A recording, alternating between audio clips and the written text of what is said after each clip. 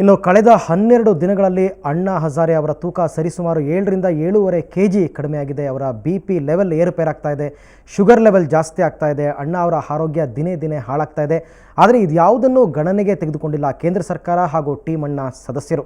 ಎಲ್ಲರೂ ಕೂಡ ಹಗ್ಗ ಜಗ್ಗಾಟದಲ್ಲೇ ನಿರತರಾಗಿದ್ದಾರೆ. ಅಣ್ಣಾ ಆರೋಗ್ಯದ ಬಗ್ಗೆ ನೈಜ ಕಳಕಳಿ ಇವರು ಯಾರಲ್ಲೂ ಇಲ್ಲ. ಇದೇ ತುಂಬ ವಿಷಾದಕರವಾದಂತಹ ಸಂಗತಿ. ಇದರ ಜೊತೆಗೆ ಅಣ್ಣಾ ಹಜಾರೆ ಅವರ ಹೋರಾಟವನ್ನು ಇಡೀ ದೇಶದಲ್ಲಿ ಬೆಂಬಲಿಸಿದವರಲ್ಲಿ ಪ್ರಮುಖರು ಅಂತಂದರೆ ಭಾರತೀಯ ಯುವಕ ಯುವತಿಯರು. ಹಾಗಾಗಿ ಇವತ್ತು ಚರ್ಚೆಗೆ ನಾವು ಯುವಕ ಯುವತಿಯರನ್ನೇ ಕರೆಸಿದ್ದೀವಿ. ಮೊದಲನೇವರಾಗಿ ಕಾರ್ಮಿಕರು ಇವರು ಕಿರಣ್ ಕುಮಾರ್ ಅವರು ನಮ್ಮ ಜೊತೆ ಇದ್ದಾರೆ. ಕಿರಣ್ ಕುಮಾರ್ ಅವರ ಕಾರ್ಯಕ್ರಮಕ್ಕೆ ತಮಗೆ ಸ್ವಾಗತ. ಹಾಗೆಯೇ ಮತ್ತೊಬ್ಬರು IT ಉದ್ಯೋಗಿ ವಿಜಯ್ ಶೆಟ್ಟಿ ಅವರು ಬಂದಿದ್ದಾರೆ.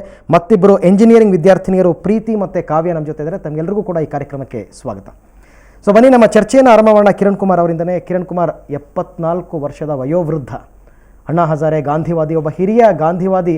ದೇಶದ ಒಳಿತಿಗೋಸ್ಕರ ಒಂದು ಕಡೆ ಹೋರಾಟವನ್ನು ಮಾಡ್ತಾ ಇದ್ದಾರೆ. ಆದರೆ ಅವರ ಆರೋಗ್ಯದ ಬಗ್ಗೆ ಯಾರೂ ಕಾಳಜಿಯನ್ನು ತೋರಿಸ್ತಾ ಇಲ್ಲ.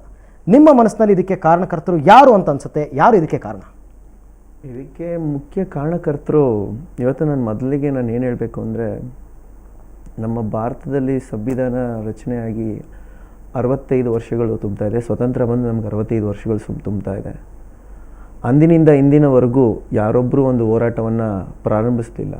ಆದರೆ ಈಗ ಒಂದು 74 ವೃತ್ತ ರಿಟೈರ್ಡ್ ಸೋಲ್ಜರ್ ಅಂತಲೂ ನಾವು ಹೇಳೋದಕ್ಕೆ ಹೆಮ್ಮೆ ಪಡ್ತೀವಿ. ಒಬ್ಬ ವಯಸ್ಸಾದಂಥ ಆ ವ್ಯಕ್ತಿನ ನಾವು ಯಾವ ರೀತಿ ಒಂದು ಪರಿಗಣಿಸ್ತಾ ಇದ್ದೀವಿ. ಕೇಂದ್ರ ಸರ್ಕಾರ ಇವತ್ತು ಈ ವ್ಯಕ್ತಿಯ ಒಂದು ಆರೋಗ್ಯದ ಬಗ್ಗೆ ವಿಚಾರ ಮಾಡುವಾಗಿದ್ದರೆ ಮೊದಲನೇ ದಿನವೇ ಅವರು ಏನೊಂದು ಉಪವಾಸನ ಪ್ರಾರಂಭಿಸಿದ್ರು, ಅವತ್ತೇ ಈ ಮಸೂದೆನ ಜಾರಿಗೆ ತರಬೇಕಾಗಿತ್ತು. ಆದರೆ ತಂದಿಲ್ಲ. ಇದ್ರ ಜೊತೆಗೆ ಏನಾಗ್ತಿದೆ ಅಂದರೆ, ಈ ಎಡಪಕ್ಷಗಳು ಇವರ ಕೇಂದ್ರ ಸರ್ಕಾರದ ಜೊತೆ ಕೇಂದ್ರ ಸರ್ಕಾರನ ಒಂದು ಕಡೆಯಿಂದ ಬೀಳಿಸಬೇಕು. ಆಮೇಲೆ ಇನ್ನೂ ಒಂದು ಕಡೆ ಏನಂದರೆ, ಇವರು ಮುಂದಿನ ಒಂದು ಜನರ ಮುಂದೆ ನಾವು ಈ ಅಣ್ಣಾ ಹಜಾರೆ ಒಂದು ಹೋರಾಟನ ನಾವು ಜಾರಿಗೆ ತೊಗೊಂಬಂದ್ವಿ ಅಂತ ಜನರ ಮುಂದೆ ತಮ್ಮ ಬೇಳೆಕಾಳನ್ನು ಬೇಯಿಸ್ಕೊಳ್ಳೋಕ್ಕೋಸ್ಕರ ತಾರತಮ್ಯ ಎತ್ಕೊಂಡು ಆಟ ಆಡ್ತಾ ಇದ್ದಾರೆ.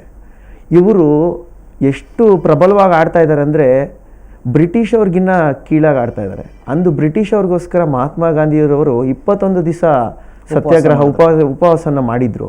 ಆದರೆ ಇವತ್ತಿನ ದಿವಸ ಈ ನಮ್ಮ ಕೇಂದ್ರ ಸರ್ಕಾರ ಹಾಗೂ ಎಡಪಕ್ಷಗಳು ಮಾಡ್ತಾ ಇರತಕ್ಕಂಥ ತಪ್ಪು ಜನರ ಮುಂದೆ ಇವತ್ತು ಎದ್ದು ಕಾಣ್ತಾ ಇದೆ. ಇಡೀ ಭಾರತ ನೋಡ್ತಾ ಇದೆ ಇವತ್ತು ಅವ್ರು ಏನು ತಪ್ಪನ್ನು ಮಾಡ್ತಾ ಇದ್ದಾರೆ ಅಂತ. ಈ ತಪ್ಪನ್ನು ಮುಂದಿನ ದಿನಗಳಲ್ಲಿ ಜನ ನಿಜವಾಗ್ಲೂ ಪಾಠ ಕಲಿಸ್ತಾರೆ ಅಂತ ನಾನು ಅನ್ಕೊಂಡಿದ್ದೀನಿ. ಅಂದರೆ ಅಣ್ಣಾ ಹಜಾರೆ ಅವರ ಇಂದಿನ ಸ್ಥಿತಿಗತಿಗೆ ರಾಜಕಾರಣಿಗಳೇ ಕಾರಣ ಅಂತ. ರಾಜಕಾರಣಿಗಳೇ ಮುಖ್ಯ ಕಾರಣ. ಓಕೆ ಪ್ರೀತಿ, ನೀವೇನು ಹೇಳ್ತೀರಾ? ಈಗ ಉಪವಾಸ ಸತ್ಯಾಗ್ರಹ ಅನ್ನೋದನ್ನು ನಾವು ಕೇವಲ ಪುಸ್ತಕದಲ್ಲಿ ಓದಿ ತಿಳಿದಿದ್ವಿ. ಗಾಂಧೀಜಿಯವರು 21 ದಿನ ಉಪವಾಸ ಸತ್ಯಾಗ್ರಹ ಮಾಡಿದ್ರು ಅಂತ. ಗಾಂಧೀಜಿ ಅವರ ನಂತರ ಉಪವಾಸದ ಒಂದು ಎಫೆಕ್ಟನ್ನು ನಮಗೆ ತೋರಿಸ್ಕೊಟ್ಟವ್ರೆ ಅಣ್ಣಾ ಹಜಾರೆ ಅವರು. 74 ವರ್ಷದ ವಯೋವೃದ್ಧರು ಇವತ್ತು ಅನಾರೋಗ್ಯದಿಂದ ಬಳಲ್ತಾ ಇದ್ದಾರೆ. ಅದು ದೇಶದ ಜನತೆಗೋಸ್ಕರ. ಇದಕ್ಕೆ ಯಾರು ಕಾರಣಕರ್ತರು? ಇದಕ್ಕೆ ಕಾರಣ ಅಂತ ಹೇಳೋದಕ್ಕೆ ಈಗ ಹೆಂಗೆ ಶುರು ಮಾಡಬೇಕಂದ್ರೆ, ಇವಾಗ ಭ್ರಷ್ಟಾಚಾರ ಹೆಂಗೆ ಹರಡಿದೆ ಅಂದರೆ ಒಂಥರ ಕ್ಯಾನ್ಸರ್ ಥರ ಹರಡಿದೆ. ಖಂಡಿತ. ಈಗ ಒಂದು ಸಣ್ಣ ಮಗುಗೊಂದು ಸ್ಕೂಲ್ಗೆ ಸೇರಿಸ್ಬೇಕಂದ್ರೆ ಅಲ್ಲಿಂದ ಹಿಡಿದು ದೊಡ್ಡ ಅವ್ರು ಬೆಳೆಯೋ ತನಕನೂ ಎಲ್ಲ ಕಡೆನೂ ಭ್ರಷ್ಟಾಚಾರನೇ ಇರೋದು. ಎಲ್ಲ ಕಡೆ ಲಂಚ. ಸೇರಿಸೋದಲ್ಲ, ಮಗು ಹುಟ್ಟುತ್ತಾ ಇದ್ದಂಗೆ ಹಾಸ್ಪಿಟಲ್ ಭ್ರಷ್ಟಾಚಾರ ಅವಾಗಿಂದಾನೇ ಶುರುವಾಗಿದೆ. ನಾರ್ಮಲ್ ಡೆಲಿವರಿ ಆಗುತ್ತೆ ಅಂತ ಹೇಳ್ಬಿಟ್ಟು ಸಿಸೇರಿಯನ್ ಮಾಡ್ತಕ್ಕಂಥದ್ದು ಅಲ್ಲೇ ಭ್ರಷ್ಟಾಚಾರ.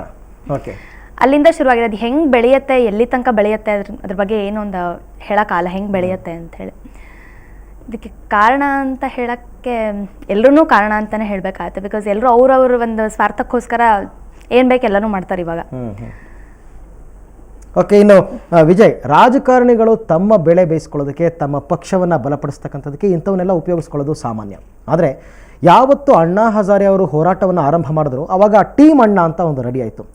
ಅರವಿಂದ್ ಕೇಜ್ರಿವಾಲ್ ಆಗಬಹುದು, ಅಥವಾ ಶಾಂತಿ ಭೂಷಣ್, ಪ್ರಶಾಂತ್ ಭೂಷಣ್, ಕಿರಣ್ ಬೇಡಿ ಎಲ್ಲರೂ ಸೇರಿಕೊಂಡ್ರು. ಇವತ್ತು ನೀವು ನೋಡ್ತಾ ಇರ್ಬೋದು, ಇವರೆಲ್ಲರೂ ಕೂಡ ಅಣ್ಣಾ ಹಜಾರೆ ಅವ್ರನ್ನ ಉಪವಾಸ ಮಾಡೋದಕ್ಕೆ ಬಿಟ್ಬಿಟ್ಟು ಸರ್ಕಾರದ ಜೊತೆ ಸಂಧಾನಕ್ಕೆ ಹೋರಾಡ್ತಾ ಇದ್ದಾರೆ. ನನಗೆಲ್ಲೋ ಒಂದು ಕಡೆ ಅನ್ನಿಸ್ತು, ಇವರೆಲ್ಲರೂ ಸಂಧಾನಕ್ಕೆ ಹೋರಾಡೋದ್ರ ಬದಲು ಅಣ್ಣಾ ಹಜಾರೆ ಅವ್ರ ಜೊತೆಯಲ್ಲೇ ಇವರು ಉಪವಾಸ ಕೂತಿದ್ದರೆ ಅದು ಇನ್ನೂ ಹೆಚ್ಚು ಎಫೆಕ್ಟಿವ್ ಆಗ್ತಾ ಇತ್ತೇನೋ ಅಂತ ಅಂದ್ಬಿಟ್ಟು. ಎಲ್ಲೋ ಒಂದು ಕಡೆ ಅಣ್ಣಾ ಹಜಾರೆ ಅವರ ಆರೋಗ್ಯ ಹಾಳಾಗೋದಕ್ಕೆ ಅವರ ಟೀಮ್ನ ಸದಸ್ಯರು ಕಾರಣ ಅಂತ ಅನ್ಸುತ್ತೆ ನಿಮಗೆ? ಇಲ್ಲ, ಆ ವಿಚಾರ ಇಲ್ಲಿ ಬರಲ್ಲ. ಯಾಕಂದರೆ ಒಂದು ಹೋರಾಟದಲ್ಲಿ ನಾಯಕತ್ವ ಮುಖ್ಯ. ನಾಯಕ ಈಗ ಅಣ್ಣಾ ಹಜಾರೆ ಇರುವಾಗ ಎಲ್ಲರೂ ಒಟ್ಟಿಗೆ ಸೇರಿ ಉಪವಾಸ ಸತ್ಯಾಗ್ರಹ ಮಾಡಲಿಕ್ಕೆ ಶುರು ಮಾಡಿದರೆ ಆ ಸಂಧಾನದ ಮಾತುಕತೆ ನಡೀಲಿಕ್ಕೆ ನಮಗೆ ಅವಕಾಶನೇ ಸಿಗಲ್ಲ. ಅದಕ್ಕಾಗಿ ನಾವು ಒಂದು ನಾಯಕನನ್ನು ಮುಂದೆ ಇಟ್ಕೊಂಡು ಮಾಡಿದರೆ ಯಾವಾಗಲೂ ಆ ಹೋರಾಟಕ್ಕೆ ಬೆಂಬಲ ಇಡೀ ದೇಶ ಕೊಡುತ್ತೆ. ಈಗ ಇದೇ ವಿಚಾರದಲ್ಲಿ ಈಗ ಅಣ್ಣಾ ಹಜಾರೆ ಯಾವ ಸತ್ಯಾಗ್ರಹ ಮಾಡ್ತಿದ್ದಾರೆ, ಇವತ್ತಿನ ದಿನದಲ್ಲಿ ಇಷ್ಟು ಪ್ರಬಲವಾಗಿ ಸರ್ಕಾರ ಈ ತೀರ್ಮಾನ ತಗೊಳ್ಳಿಕ್ಕೆ ಕಾರಣನೇ ಜನದ ಬೆಂಬಲ. ಈಗ ಜನ ಬೆಂಬಲ ಬರಬೇಕಾದ್ರೆ ಈ ಟೀಮ್ ಏನಿದೆ ಅಣ್ಣ ಟೀಮ್ ಅವ್ರು ಸಪೋರ್ಟ್ ಮಾಡ್ತಾ ಇದ್ರೆ, ಗೌರ್ಮೆಂಟ್ ಜೊತೆಗೆ ಏನಾದರೂ ಸಂಧಾನ ಮಾಡ್ತಾ ಇಲ್ಲದಿದ್ದರೆ ಅದು ಆ ವ್ಯವಸ್ಥೆನೇ ಮುಂದೆ ಹೋಗಲ್ಲ. ಈ ನಿಟ್ಟಿನಲ್ಲಿ ಈಗ ನಾವು ತಗೊಳ್ಬೇಕಾದ ಪ್ರಮುಖ ಅಂಶ ಏನಂದರೆ, ಯುವಜನತೆ ಏನಿದೆ, ಯುವಜನತೆ ಮುಂದೆ ಬಂದು ಅವರಿಗೆ ಬೆಂಬಲ ಕೊಡಬೇಕು. ಬೆಂಬಲ ಕೊಟ್ಮೇಲೆ ಅಲ್ಲ, ಅದೊಂದು ರೀತಿ ಜನಾಂದೋಲನವಾಗಿ ರೂಪುಗೊಂಡಿದೆ. ದೇಶದ ಮೂಲೆ ಮೂಲೆಗಳಲ್ಲೂ ಕೂಡ ಜನರು ಇವತ್ತು ಅಣ್ಣಾ ಹಜಾರೆ ಅವರಿಗೆ ಬೆಂಬಲ ವ್ಯಕ್ತಪಡಿಸ್ತಾರೆ. ಸೊ ನೋಡಿ ಏನಾಗಿದೆ ಅಂದರೆ, 60 ವರ್ಷದಿಂದ ಏನು ಸಿಸ್ಟಮ್ ಚೇಂಜ್ ಮಾಡಬೇಕು, ಯುವಕರು ಏನು ಹೇಳಿದ್ರು ಮಾತಾಡ್ತಾರೆ, ಸಿಸ್ಟಮ್ ಚೇಂಜ್ ಮಾಡಬೇಕು, ವ್ಯವಸ್ಥೆ ಬದಲಾವಣೆ ಮಾಡಬೇಕು ಅಂತ. 60 ವರ್ಷದಲ್ಲಿ ಎಲ್ಲರೂ ಪ್ರಯತ್ನ ಪಟ್ಟರು ಫ್ರಮ್ ದಿ ಬಾಟಮ್. ಒಂದು ಮೂಲದಿಂದ ನಾವು ಸ್ಟಾರ್ಟ್ ಮಾಡಲಿಕ್ಕೆ ಹೋದರೆ 120 ಕೋಟಿ ಜನರ ವಿಚಾರ ಬೇರೆ ಬೇರೆ ಇರುತ್ತೆ. ನಾವು ಯೋಚನೆ ಒಳ್ಳೇದು ಮಾಡ್ಬೋದು, ಐ ಡೋಂಟ್ ಗಿವ್ ಬ್ರೈಬ್ ಅಲ್ಲ, ನೀವು ಲಂಚ ಕೊಡಬಾರ್ದು, ನಾವು ಎಲ್ಲರೂ ಯೋಚನೆ ಮಾಡಿ. ಆದರೆ 120 ಕೋಟಿ ಮಂದಿನೂ ಒಂದೇ ವಿಚಾರದಲ್ಲಿ ಯೋಚನೆ ಮಾಡಲ್ಲ. ಆಗೇನು ಬರುತ್ತೆ, let us bring from the top, ಅಂದರೆ